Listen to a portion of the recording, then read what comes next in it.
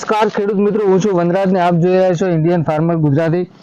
ખાસ કરીને વાત કરીએ તો ઇન્ડિયન ફાર્મર ગુજરાતી ખેડૂત વિશે અવનવી ટેકનોલોજી ખેડૂત અપનાવે અને નવી નવી ટેકનોલોજી ખેતી કરે એ હેતુથી આપણે નવા નવા ફાર્મ હાઉસ બતાવવાનો પ્રયાસ કરીએ છીએ. અને ખાસ કરીને વાત કરીએ તો આજે આપણે આવ્યા છીએ બનાસકાંઠા જિલ્લાના રાનેર ગામ ખાતે, ડીસા તાલુકાનું છે, જ્યાં આગળ કહેવાય કે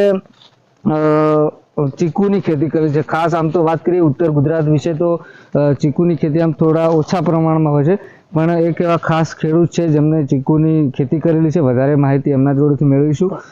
ખાસ પહેલો આપણો પરિચય આપશો, પૂરું નામ શું છે? મારું નામ સંદીપભાઈ દિલીપભાઈ બારોટ, ગામ રાનેર, તાલુકો કાંકરેજ. બરાબર.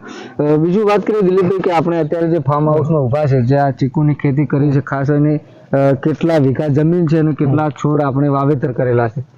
મારે 165 છોડ છે અને 2.5 વીઘાનું વાવેતર છે મારે. બરાબર. બીજું કહેવાય કે જે રોજ આપણે આપણા આજુબાજુ વિસ્તારમાં રોજ બરોજની ખેતી થાય છે, એના કારણે તમે અલગ કઈ ખેતી કરી છે ચીકુની, તો તમને પ્રેરણા ક્યાંથી મળે કે આવી ખેતી કરવી જોઈએ અને આનું ઉત્પાદન સારું મળે છે? ખાસ તો પ્રેરણા તો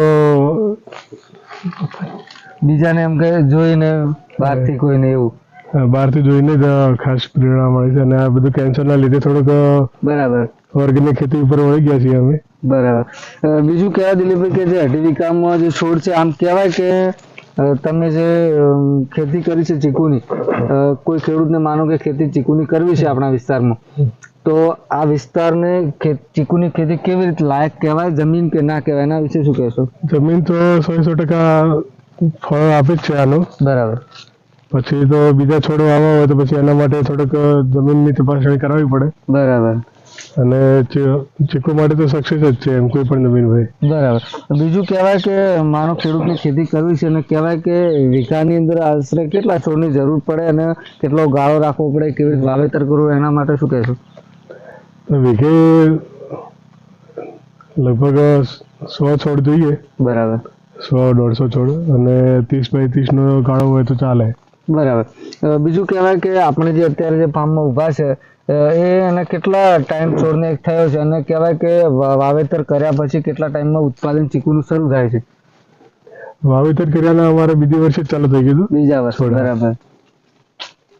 એટલે છોડ તો તમારે અમે લાયા એ ટાઈમે જ એનું ચાલુ જ હતું ફળ.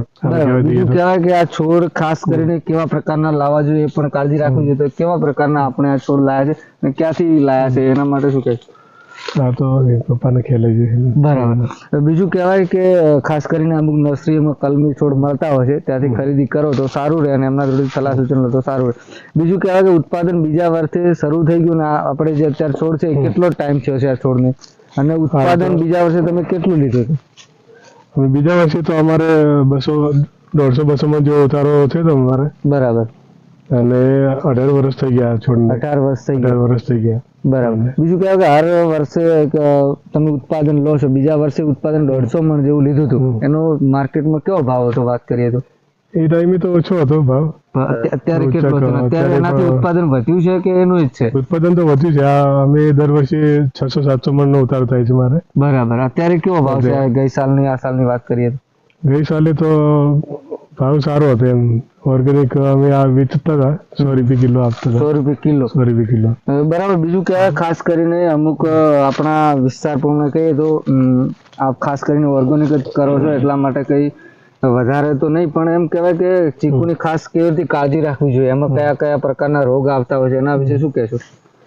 રોગમાં તો છોડ મોટો થઈ ગયા પછી તો કોઈ ચિંતા નહીં, પણ તમારે ભૂંડ છે, પછી વાંદરા છે, ચકલા છે, બરાબર, જાનવરની ખાસ કાળજી રાખવી, એની ખૂબ કાળજી રાખવી પડે છે. બરાબર. બીજું કહેવાય કે વાવેતર પછી 18 વર્ષ હજી મતલબ કહેવાય કેટલો ટાઈમ છોડ રહેશે, એમ વાવેતર કર્યાથી કેટલા વર્ષ સુધી છોડ રહે ઉત્પાદન આપે? આ છોડનું આયુષ્ય તો 70 વર્ષનું છે. 70 વર્ષ. એટલે 18 વર્ષ થઈ ગયા છે, એટલે કમસે કમ 50 વર્ષ તો રહેવા જ જોઈએ. બરાબર. બીજું કોઈ વચ્ચે તકલીફ આવે ખરી આમ? ના, આમ બીજું કઈ નહીં. આ ઉધે કદાચ લાગે તો છોડ જતો રહે. બરાબર.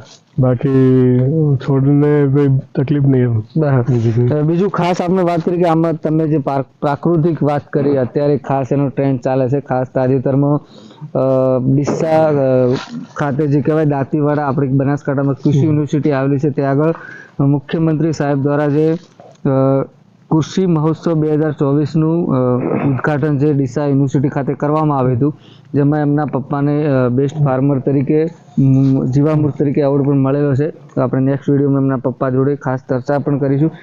ખાસ પ્રાકૃતિક વિશે વાત કરીશું. પ્રાકૃતિક એટલે ખેડૂતોને સંદેશો આ બધું. પ્રાકૃતિક એટલે શું એમ, એના વિશે બે શબ્દો કહીશું. પ્રાકૃતિક એટલે તમારે પ્યોર કહેવા જોઈએ તો શરીરની સાચવણી રાખવી હોય ને, બરાબર, તો તમારે ચોખ્ખું જોઈએ તેમ. બરાબર. આ જે આપણે ચીકુ જે વાડી ઊભા છે, એમાં તમે કેવા પ્રકારની દવા વાપરી છે વાત કરી, ખાસ શરૂઆતથી લઈને અત્યાર સુધી પ્રાકૃતિક? શરૂઆતથી તો વાત કરીએ તો ખાસ કરીને જીવામૃત છે, બરાબર, પછી આ લીમડાનો છે દવા, પછી આ આકડાની દવા છે, બરાબર, એમાં બસ એનો જ ઉપયોગ કરીએ છીએ. છાણ પણ નાખતા નથી અંદર. બરાબર, છાણ પણ ખાસ કરીને જીવામૃતનો જ ઉપયોગ કરીએ છીએ. એટલે કહેવાય કે આપણે જે અત્યારે ફાર્મ ઊભા છીએ, જે ખાસ અમને વાત કરી, અમને એમ કહેવાય પ્રાકૃતિક વિશે તમે પ્રાકૃતિક તરફ વળ્યા. સરકાર ખાસ કરીને અનુરોધ કરતી હોય છે ખેડૂતોને કે પ્રાકૃતિક અપનાવો, પ્રાકૃતિક ખેતી કરો. તો આપને કેવી રીતે રસ્તો પ્રાકૃતિક અપનાવે એના વિશે શું કહીશ? પ્રાકૃતિકનો રસ્તો તો અમે લગભગ હું 10-12 વર્ષનો હતો ને એ ટાઈમથી જ ચાલુ કરી નાખ્યું હતું. બરાબર. પણ કહેવાનો મતલબ કે અપનાવતા આજ 15-20 વર્ષ થઈ ગયા મારે. એટલે કહેવાય કે એમના જોડે 10-12 વર્ષથી એમને એક ઈચ્છા હતી કે પ્રાકૃતિક ખેતી કરીએ. લગભગ એમના જોડે અત્યારે આપણે વાત કરીએ જે આ 2-2.5 વીઘામાં ચીકુ વાવેતર કર્યું છે. ખાસ એમના જોડે વાત કરીએ કે 11 વીઘા જેવી જમીન છે, જે જીવામૃત છે, પ્રાકૃતિક તમામ ખેતી કરે છે. આપણે જો આપણા વિસ્તારમાં ચીકુની ખેતી કરવા માંગો છો તો આપણા માટે બેસ્ટ માહિતી રહેશે, કેમ કે ખાસ કરીને ઉત્તર ગુજરાતમાં ચીકુનું વાવેતર ઓછા પ્રમાણે થતું હોય છે. પણ એમણે વાત કરી કે 70 વર્ષનું આયુષ્ય છે, પણ મિનિમમ 50 વર્ષ તો છોડ રહે જ છે. ખાલી એક ઉદ્ધવનું તકલીફ આવે છે, બીજું કંઈ આવતું નથી, અને જાનવરની થોડી કાળજી રાખવી પડે.